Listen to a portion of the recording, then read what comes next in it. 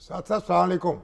जी अस्सलाम वालेकुम शामी साहब। ये बताइए कि अब ये जो मुकदमा तो दर्ज हो गया, जी मगर अगर ये बात इतनी सादा थी तो ये किसी की समझ में क्यों नहीं आई कि ये मुकदमा दर्ज होना चाहिए, जो सुप्रीम कोर्ट ने आज कहा?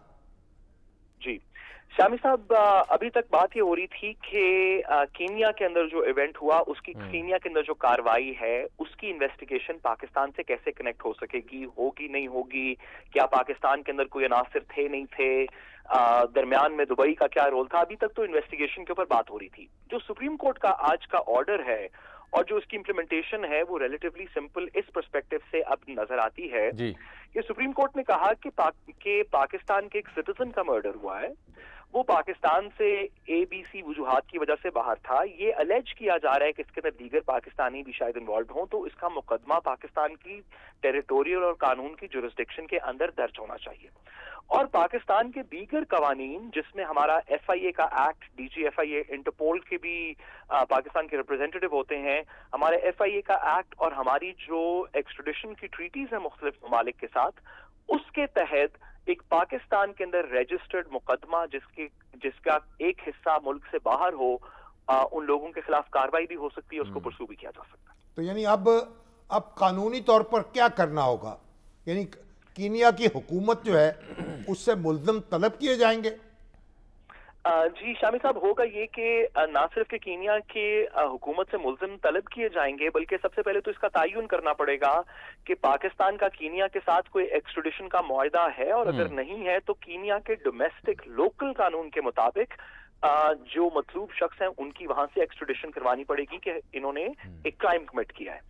इसके बाद साथ ही साथ इस मुकदमे को दर्ज होने की वजह से पाकिस्तान की हुकूमत FIA के थ्रू फॉर्मली इंटरनेशनल इंटरपोल को इन्वॉल्व करते हुए इस मुकदमे को इंटरनेशनल फोरम के थ्रू इन्वेस्टिगेट भी मजीद करवा सकती है।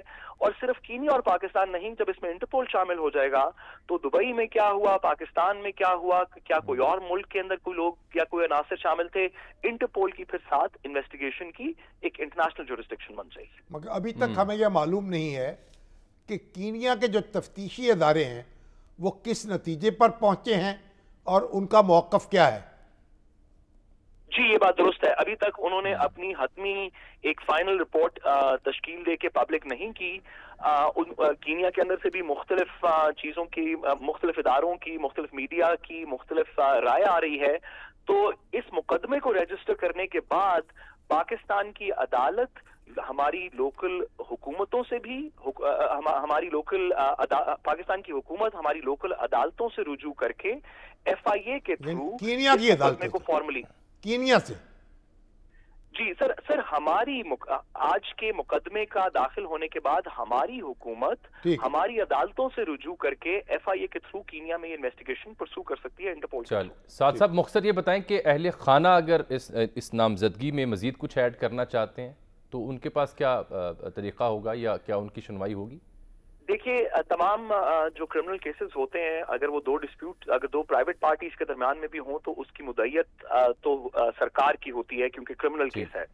और तमाम क्रिमिनल केसेस के अंदर बेशक वो सरकार की मुद्दत के अंदर भी परसू किए जा रहे हों, जो मकतूल की फैमिली है उनके बहुत ज्यादा राइट्स हैं, वो किसी भी वक्त इसके अंदर एप्लीकेशन देके अपना दीगर चीजें। बहुत शुक्रिया साद रसूल साहब।